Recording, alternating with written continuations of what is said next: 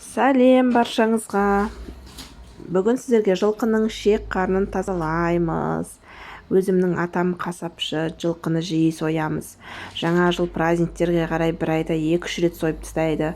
Соның шек қарнын тазалап үйреніп ағамыз. Мынау мен істеп жатқаным алдымен шек қарнын, жылыдай шыққан жылқының шек қарнын мына іш майларын бөлек қылып алып, ішектерді бір-бірінен ажыратып жатырмыз. Ажыратып аламыз да, енді қарын-қартаны кесіп тазалаймыз.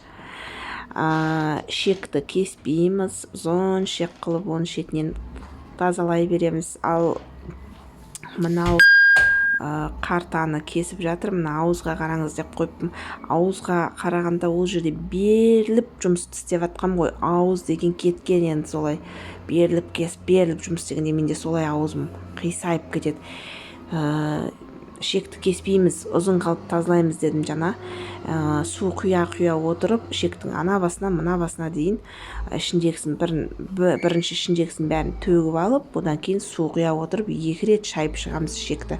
Ал қартаны бөліп осылай примерно осылай неде осындай қалыпта кесіп аламыз.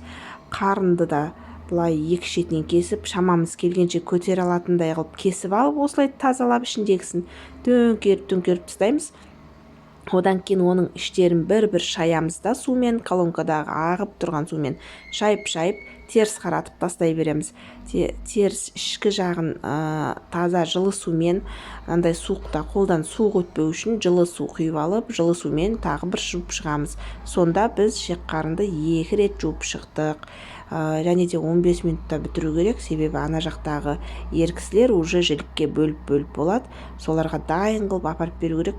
Жілікке бөліп тастау үшін шек қарынды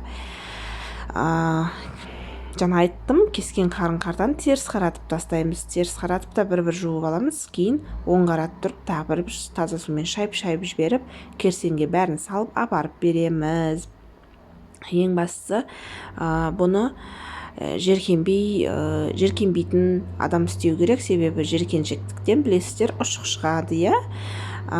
Міне ең соңғы ішегі бұл құрт қарын дейді ғой, соны тазалап жатырмын. Төгіп, ішіндегісін барлығын төгіп тастайсыз да. Өзі бүгінгі жылқы өте майлы жылқы болды. Шек қарынды ең соңғы міне ішекті осылай кесіп арасын ашып аламыз. Бұл көтеншекті тазалау. Сіздерге ішінен не шығатынын көресіздер.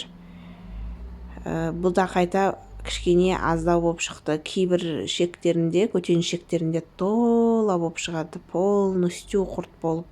Қазір көресіздер. Сіздерге анық болып көрінсін деп жайлатып қойып қойдым видеоны. Мынау ең соңғы көтеншек тазалап жатырық. Міне мынандай қып-қызыл құрттар жабысып шығады. Бұның барлығын түсіріп тазалап тастау керек. Жақсылап сумен жуасын. Айтпақшыда, бұны жақсылап жуып, жіліктерге бөлу үшін 2 рет, 3 рет шайып береміз. Одан кейін әркім алған өз жілігінің ішінен шыққан шек қарынды жақсылап тұзбен жуып алу керек. Алдымен тұзға салып, тұзды аямай құйып, тұзбен ысқалап, уыстап тұзға жуып алып, арғы бетін теріс қаратып тұрып. Одан кейін таза сумен шайып алып, қайнатып алып, бөлек қылып морозилькаға